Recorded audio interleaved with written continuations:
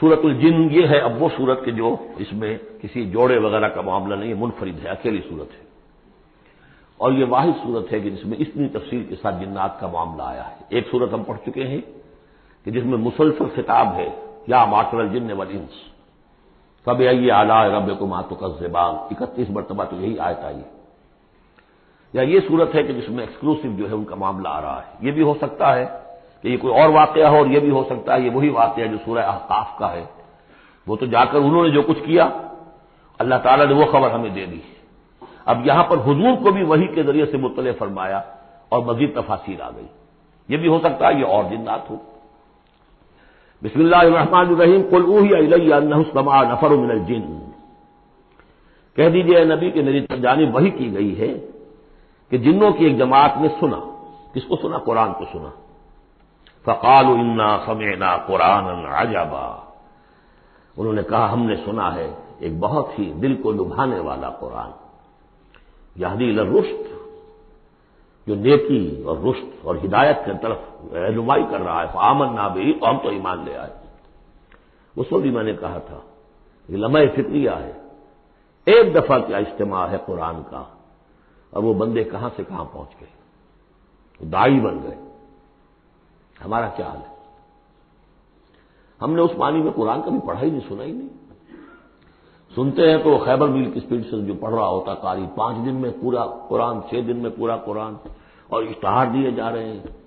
یہ ہے ہمارا ریچول۔ یہاں تو 20 منٹ میں ہو جاتی ہے، یہاں 30 منٹ، یہاں چلو وہاں اور اس سے بھی کم میں ہو جاتی ہے، وہاں چلو۔ قرآن کا نتیجہ تو یہ نکلنا چاہیے وہ آپ کو پوزیس کر لے، جانے نہ دے۔ انا سمعنا قرآنا عجبا یہدی الی الرشد فآمنا بہ ولن نشرک بربنا احدا، اب ہم کبھی بھی اپنے رب کے ساتھ کسی کو شریک نہیں ٹھہرائیں گے۔ وانہ تعالی جد ربنا، اور یقیناً ہمارے رب کی عزت شان بہت بلند ہے۔ متخذ صاحبۃ ولا ولدا، اس نے نہیں اختیار کی نہ کوئی بیوی اور جورو نہ کوئی اولاد۔ وانہ کان یقول سفیہنا علی اللہ شططا، اور یقیناً ہمارا جو بے وقوف ہے بڑا، مراد یہاں پہ ہے وہی عزازیل، ابلیس، لعین، وہ چونکہ ہمارا ذرا بڑا بڑگر ہے، تو وہ جو کچھ کہتا رہا ہے اللہ کے بارے میں، وہ باتیں جو ہیں وہ بہت ہی غلط تھیں، شطط، خلاف حقیقت۔ وَأَنَّا ظَنَنَّا أَن لَّن تَقُولَ الْإِنسُ وَالْجِنُّ عَلَى اللَّهِ كَذِبًا، ہم تو اس گمان میں رہے، خوش گمانی میں، کہ جن اور انسان اللہ تعالیٰ کے اوپر جھوٹ نہیں باندھیں گے، لیکن وہ بدماش تو جھوٹ باندھتا رہا۔ ہم نے اپنی شرافت میں اس کی بات کو مان لیا۔ وَأَنَّهُ كَانَ رِجَالٌ مِّنَ الْإِنسِ يَعُوذُونَ بِرِجَالٍ مِّنَ الْجِنِّ فَزَادُوهُمْ رَهَقًا، اور یہ کہ جو انسانوں میں سے مرد ہیں وہ جنات کے مردوں میں حفاظت پکڑتے ہیں۔ یہ ہوتا تھا ان کا طریقہ، وہ سمجھتے تھے کہ بیابان میں جو ہے جنات رہتے ہیں اور وہ ان کے جو ہیں سردار بھی ہیں، تو اب راستے نے پڑاؤ ڈالا ہے جنگل میں، تو سب سے پہلے کہتے تھے کہ ہم اس جنگل کے، اس بیابان کے جنات کی ہم پناہ میں آتے ہیں۔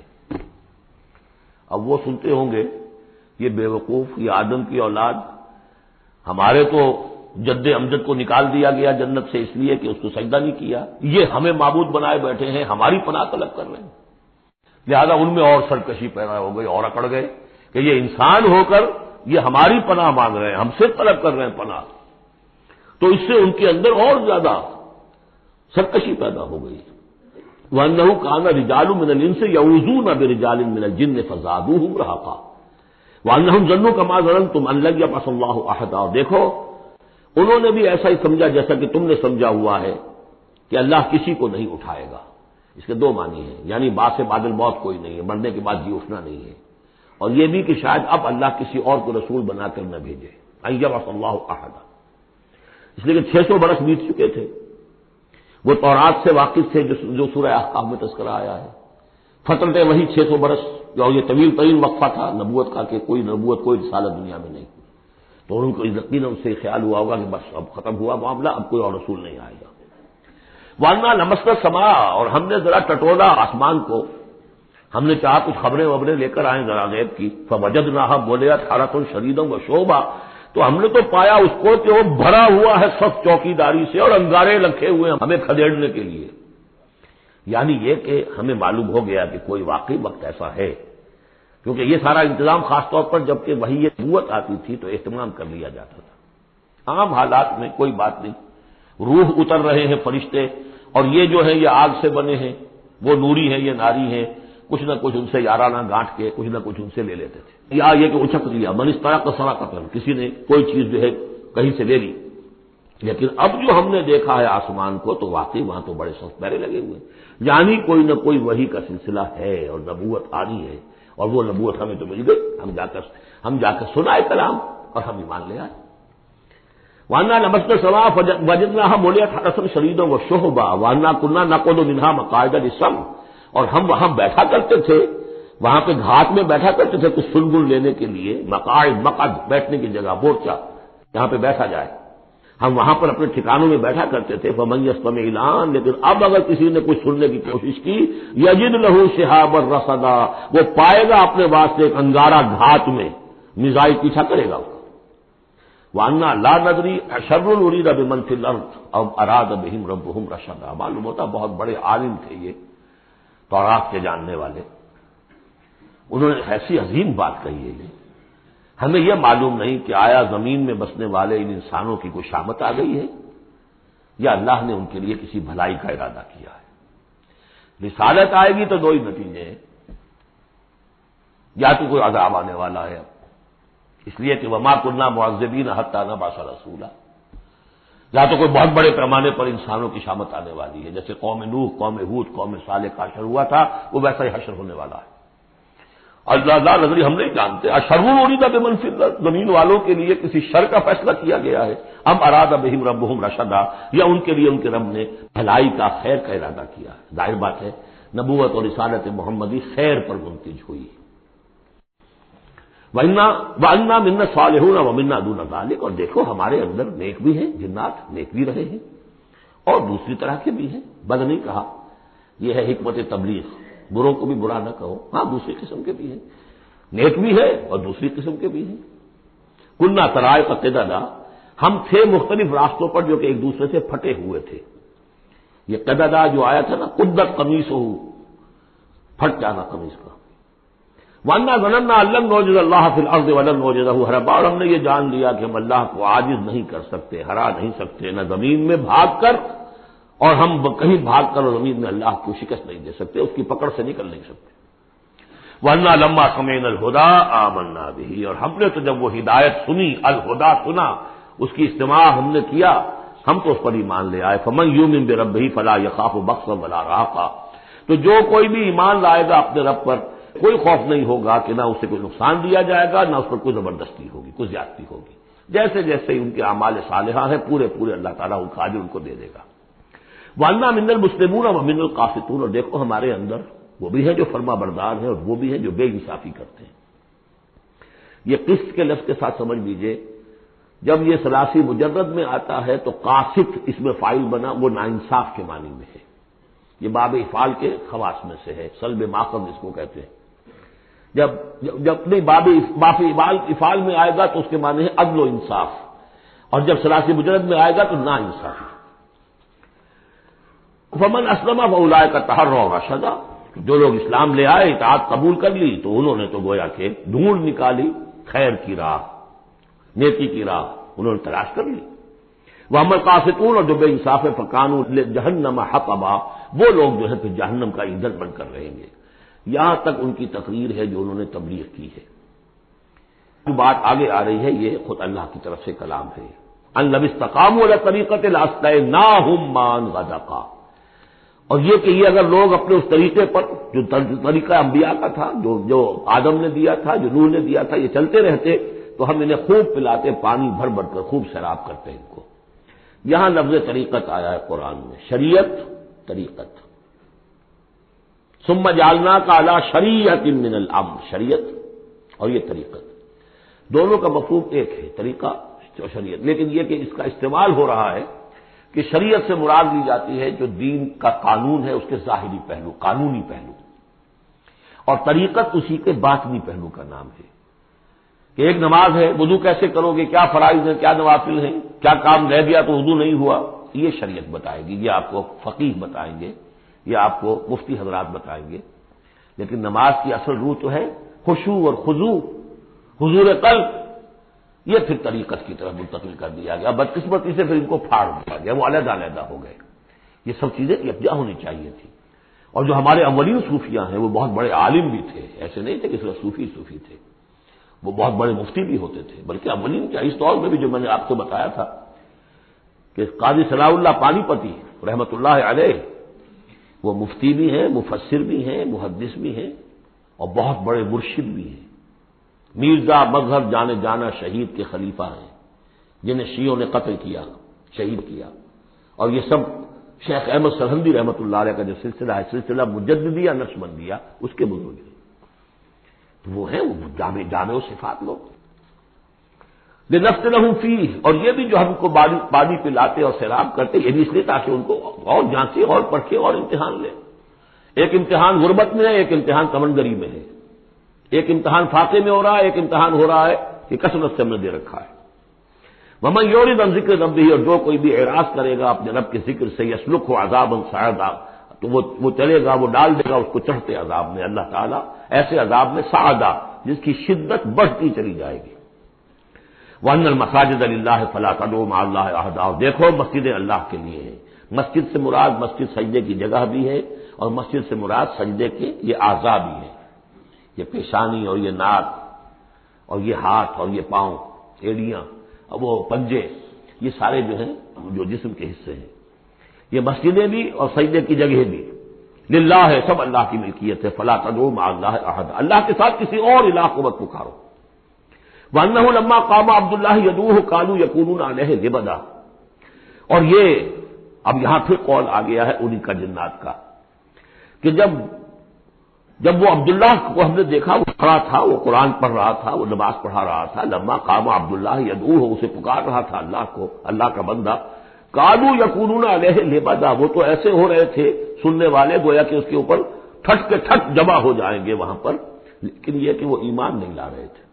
قل انما ادعو ربی، کہہ دیجئے اے نبی صلی اللہ علیہ وسلم، دیکھو میں پکارتا ہوں اپنے رب کو، ولا اشرک بہ احدا، اس کے سوا میں کسی اور کو شریک کرنے کے لیے تیار نہیں. قل انی لا املک لکم ضرا ولا رشدا، کہہ دیجئے مجھے کوئی اختیار حاصل نہیں ہے تمہارے لیے، نہ کسی نقصان کا اور نہ کسی راہ پر لانے کا، میں تمہیں ہدایت نہیں دے سکتا. وہ آیت یاد کر لیجئے، انک لا تہدی من احببت ولکن اللہ یہدی من یشاء، اے نبی آپ ہدایت نہیں دے سکتے جسے بھی چاہیں، وہ تو اللہ ہی ہدایت دیتا ہے جس کو چاہتا ہے. قل انی لن یجیرنی من اللہ احد ولن اجد من دونہ ملتحدا، کہہ دیجئے میں ہرگز نہ پاؤں گا کہ مجھے اللہ کے سوا کوئی پناہ دے سکے. یجیرنی من اللہ احد، اللہ کی پکڑ سے بچانے کے لیے مجھے کوئی پناہ دے سکے میں نہیں پاؤں گا. ولن اجد من دونہ ملتحدا، اور اللہ کے سوا میں کہیں جو ہے کوئی اپنا سر چھپانے کی جگہ نہیں پاؤں گا. الا بلاغا من اللہ ورسالاتہ، الا یہ کہ میں اس کی طرف سے پیغامات اور اس کی طرف سے تبلیغ کا فریضہ سر انجام دوں. اگر میں نے یہ کام نہیں کیا تو میں پکڑا جاؤں گا. فَلَنَسْأَلَنَّ الَّذِينَ أُرْسِلَ إِلَيْهِمْ وَلَنَسْأَلَنَّ الْمُرْسَلِينَ، ہم تو پوچھ کر رہیں گے ان سے بھی جن کی طرف رسولوں کو بھیجا، اور پوچھ کر رہیں گے رسولوں سے بھی. وَمَن يَعْصِ اللَّهَ وَرَسُولَهُ، جو کوئی بھی اللہ اور اس کے رسول کی نافرمانی کرے گا، فَإِنَّ لَهُ نَارَ جَهَنَّمَ خَالِدِينَ فِيهَا أَبَدًا، تو اس کے لیے تو پھر جہنم کی آگ ہے جس میں وہ ہمیشہ ہمیشہ رہے گا. حتیٰ اذا رأوا ما يوعدون، یہاں تک کہ جب وہ دیکھیں گے جس چیز کی انہیں دھمکی دی جا رہی ہے، فَسَيَعْلَمُونَ مَنْ أَضْعَفُ نَاصِرًا وَأَقَلُّ عَدَدًا، اس وقت انہیں معلوم ہو جائے گا کون کمزور ہے مددگاروں کے اعتبار سے اور کون اقلیت میں ہے تعداد کے اعتبار سے. وہ تانے دیتے تھے نا کہ دیکھو محمد تمہارے پاس تو بیٹھے بھی ہوتے ہیں تو ہمارے کمی کاری بڑے لوور طبقات کے لوگ، اور وہ بھی چند ہوتے ہیں، دیکھو جا کے ابو جہل کی محفل بھری ہوئی ہے، بڑے بڑے لوگ بیٹھے ہوئے وہاں پر. اس وقت معلوم ہو جائے گا من اضعف ناصرا واقل عددا. یہ سورہ مریم میں بہت تفصیل سے یہ مضمون آیا ہے. قل ان ادری اقریب ما توعدون ام یجعل له ربی امدا، کہہ دیجئے نبی مجھے یہ معلوم نہیں ہے آیا جس چیز کا تم سے وعدہ کیا جا رہا ہے، جس چیز کی دھمکی دی جا رہی ہے. وعدہ اور وعید بنیاد ایک ہی اصل میں، اصل الفاظ ایک ہی ہیں، وعید دھمکی، وعدہ، لیکن حروف اصلی وہی ہے. آیا وہ قریب آ چکی ہے اسے، یا ام یجعل له ربی امدا، یا یہ کہ میرا رب اس کے لیے ابھی کچھ مہلت دے، کوئی تمہاری رسی دراز کرے، یہ میں نہیں جانتا. یہ سورہ انبیاء کے آخر میں بھی آیا تھا قل ندری قریب ام بعید ما توعدون، کہہ دیجیے اے نبی میں نہیں جانتا کہ جس چیز کا تم سے وعدہ کیا جا رہا ہے وہ قریب آ چکی ہے یا بھی دور ہے۔ عالم الغیب، وہی ہے غیب کا جاننے والا، فلا یظہر علی غیبہ احدا، وہ اپنے غیب پر کسی کو مطلع نہیں کرتا، الا من ارتضی من رسول، سوائے جس کو وہ چاہے اپنے رسولوں میں سے۔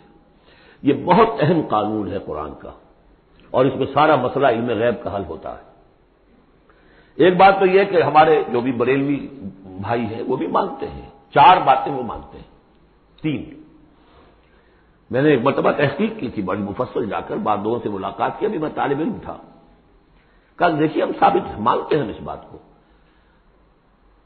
نبی کا علم ذاتی نہیں عطائی ہے، اللہ نے جو دیا وہی ہے۔ نبی کا علم قدیم نہیں حادث ہے، پہلے نہیں تھا پھر ہو گیا، اللہ نے دے دیا تو ہو گیا۔ اور نبی کا علم غیر محدود نہیں محدود ہے۔ میں نے کہا یہ 3 باتیں جو شخص مان لے، میرا اس سے اب کوئی جھگڑا نہیں رہا۔ لیکن ہمارے ہاں کچھ لوگوں نے ایک ڈیفینیشن کر لی علم غیب کی، علم غیب وہ ہے جو بغیر کسی کے بتائے خود حاصل ہو جائے۔